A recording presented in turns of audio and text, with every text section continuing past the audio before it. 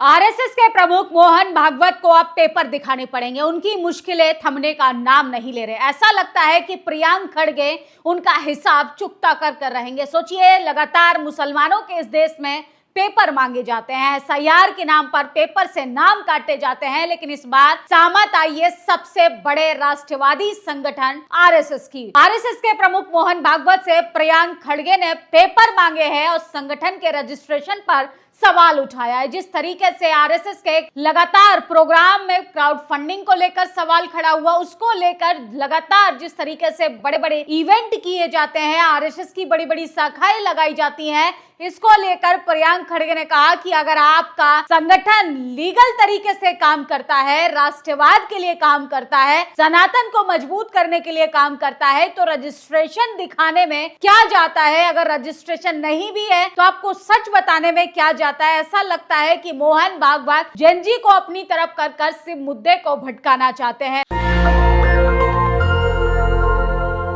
नमस्कार, मैं निधि रतन, आप देख रहे हैं नेशनल दस्तक। प्रियंक खड़गे मल्लिकार्जुन खड़गे के बेटे और कर्नाटका के गृह मंत्री मोहन भागवत के पीछे पड़ गए हैं। सोचिए, लगातार पेपर मांगे जा रहे हैं, रजिस्ट्रेशन नहीं हुआ तो प्रियंक खड़गे जो है वो लीगल एक्शन लेंगे। मोहन भागवत को और संघ को चेतावनी दे चुके हैं। इसको लेकर काफी ज्यादा पहले ही बवाल हो चुका है और देश की राजधानी दिल्ली में भी उन्होंने बड़ी बैठक की, जिसको लेकर उन्होंने पूरा आरएसएस का काला चिट्ठा खोजा था कि कैसे ये तिरंगे का अपमान करते आए हैं, कैसे ये संविधान को बदलना चाहते हैं, कैसे ये फंडामेंटल राइट्स को कुचलना चाहते हैं, कैसे ये रिजर्वेशन को खत्म करना चाहते हैं। और अब इनके लीगल रजिस्ट्रेशन पर सवाल खड़ा उठता है। उनको पैसे कहां से आ रहे हैं, कौन दे रहा है, उन पैसे से आप कर क्या रहे हो, आपके शाखाएं कैसे चल रही है, आप जो गणवेश पहनते हैं उसका पैसा कौन दे रहा है, आप इतने बड़े बड़े कार्यक्रम जो करते हो उसके लिए पैसे कहाँ आ रहे हैं। Is only for the home minister, defence minister and the prime minister. सरकार का पैसा तो खर्च कर रहे हैं ना। मोहन भागवत जी ने क्या बोला था परसों, अरे 3 बार कांग्रेस ने बैन किया था, कुछ नहीं उखाड़ सकते। वो नहीं बताते कि जब बैन किया था आके सरदार पटेल के पैर पड़े थे, बोले कि तिरंगा और संविधान दोनों को हम अपनाएंगे, आज से पॉलिटिकल एक्टिविटी बंद करेंगे करके पैर पड़ा था। वो नहीं बताएंगे आपको। आरएसएस वाले कायर है सब। 90,000 जो शाखाएं है वो मेरा डेटा नहीं, उनका डेटा है। अगर प्रबुद्ध भारत और समृद्ध भारत होना है तो आरएसएस को घर में बिठाना है। अगर आरएसएस मांगे गए दस्तावेज पेश नहीं करता तो कानूनी कार्रवाई होगी।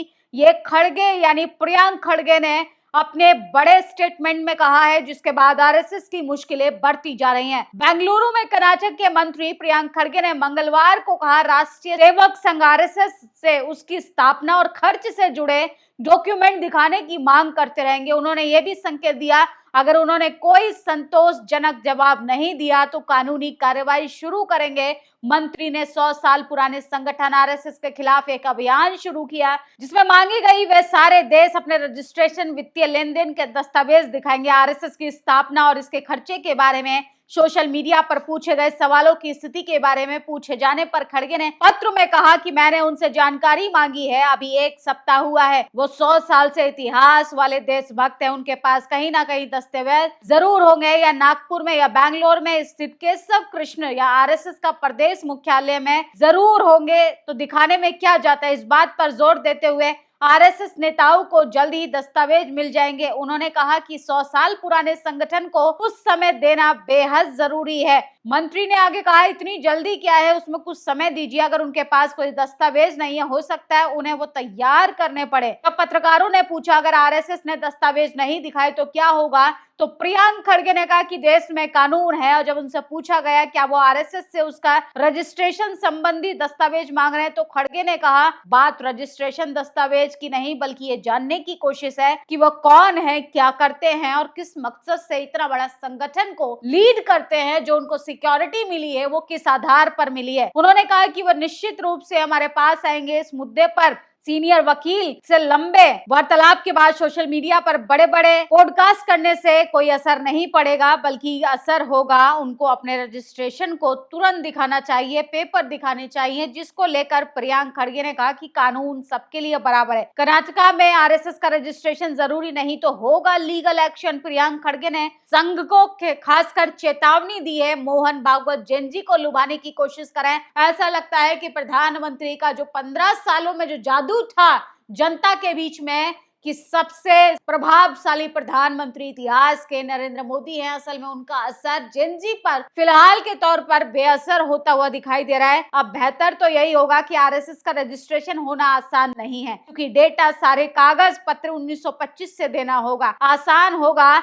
आरएसएस का विलय मोहन भागवत जी बीजेपी पार्टी ज्वाइन कर ले, बाकी कोई उपाय नहीं। तो तमाम लोग ऐसे कटास भी कर रहे हैं, मजाक भी उड़ा रहे हैं, क्योंकि जब जब पेपर मांगे जाते हैं तो भाजपा में जाने से सबके पाप भूल जाते हैं। उसको लेकर मोहन भागवत की मुश्किलें बढ़ती हुई दिखाई दे रही हैं। आप यूनिवर्सिटी में शाखा किस आधार पर लगाते हैं? आप अगर अपने आप को राष्ट्रवादी संगठन कहते हैं, सोचिए तो पेपर दिखाने में क्या जाता है। इस देश में आप एक सुई भी खरीदेंगे तो उसकी जानकारी भी सरकार को देनी होती है। सुबह उठते ही टैक्स आपको पे करना होता है हर चीज पर, लेकिन मोहन भागवत जो हैं वो संगठन की जानकारी आखिर क्यों नहीं देना चाहते? किस बात का उनको डर सता रहा है? क्या इस देश में लीगल तरीके से आरएसएस काम नहीं करता है? सोचिए, संस्कृति के नाम पे, कल्चरल प्रोग्राम के नाम पे इतने बड़े बड़े इवेंट होते हैं, उनको कहाँ से फंडिंग होती है, कहाँ से क्या उनको सोर्स है, इनकम सोर्स क्या है? इन सब चीजों को लेकर कर्नाटका के गृह मंत्री प्रियांक खड़गे ने फिलहाल आरएसएस के खिलाफ बड़ा मोर्चा खोला है। और जिस तरीके से मोहन भागवत जेनजी को राष्ट्रवाद का पाठ पढ़ा रहे हैं, उससे पहले ज्यादा जरूरी है कि वो अपने पेपर दिखाए संगठन के कि आरएसएस को क्राउड फंडिंग कहाँ से होती है, आरएसएस को इनकम ऑफ सोर्स क्या है, आरएसएस को जो सिक्योरिटी मिली है वो किस रीजन से मिली है। तमाम इंस्टीट्यूशंस में आरएसएस के अलग से शाखा खोली जाती है, भगवाकरण किया जा रहा है, शिक्षा के क्षेत्रों को लगातार बर्बाद किया जा रहा है। इसको लेकर प्रियांक खड़गे ने काफी ज्यादा चिंता जताई है। देश का युवा सड़कों पर बैठा है पेपर धांधली के खिलाफ, लेकिन सोचिए देश में सबसे ज्यादा अपने आप को राष्ट्रवादी कहने वाले संगठन जब पेपर दिखाने से पीछे कतराने लगे तो एक सवाल तो खड़ा होता है, क्या इस देश में पेपर और कानून सबके लिए बराबर नहीं होने चाहिए? मुसलमानों से पेपर मांगा जाएगा। सोचिए, यहाँ तक कह दिया जा रहा है कि आपके Aadhaar card, voter ID, passport valid नहीं माने जाएंगे, तो वैलिड किस चीज को माना जाएगा? क्या आपके डॉक्यूमेंट्स को भी वैलिड नहीं मानेगी सरकार? सोचिए किस तरीके का स्कैम चल रहा है, किस तरीके की धांधली चल रही है। लगातार जो है जनता पर महंगाई की मार, डॉक्यूमेंट लीगल मानना, किस तरीके से दस्तावेजों को दरकिनार कर एसआईआर के नाम पे वोटर लिस्ट से भी लोगों के नाम काटे जाते हैं। जब मामला सुप्रीम कोर्ट जाता है तो कह दिया जाता है कि आप नेक्स्ट टाइम वोट देना। तो सोचिए कितनी बड़ी लापरवाही हो रही है। लेकिन इस बार आरएसएस पूरी तरीके से फंसता हुआ दिखाई दे रहा है। क्या वो 1925 से लेके अब तक के सारे डॉक्यूमेंट दिखाएंगे, या फिर वो कुछ नया ट्रिक्स अपनाकर मुद्दे को डाइवर्ट करने की कोशिश करेंगे? प्रियांक खड़गे के इस स्टेटमेंट के बारे में आप लोग कैसे सोचते हैं? अपनी राय जरूर दीजिएगा। शुक्रिया। नेशनल दस्तक की आपसे गुजारिश है कि अगर इसको बचाना चाहते हैं तो नेशनल दस्तक को सब्सक्राइब करने के लिए रेड कलर के सब्सक्राइब बटन को दबाएं, फिर बेल आइकन की घंटी दबाएं। नेशनल दस्तक को बचाने के लिए बहुत जरूरी है कि हर खबर को शेयर करें, लाइक करें, कमेंट जरूर करें।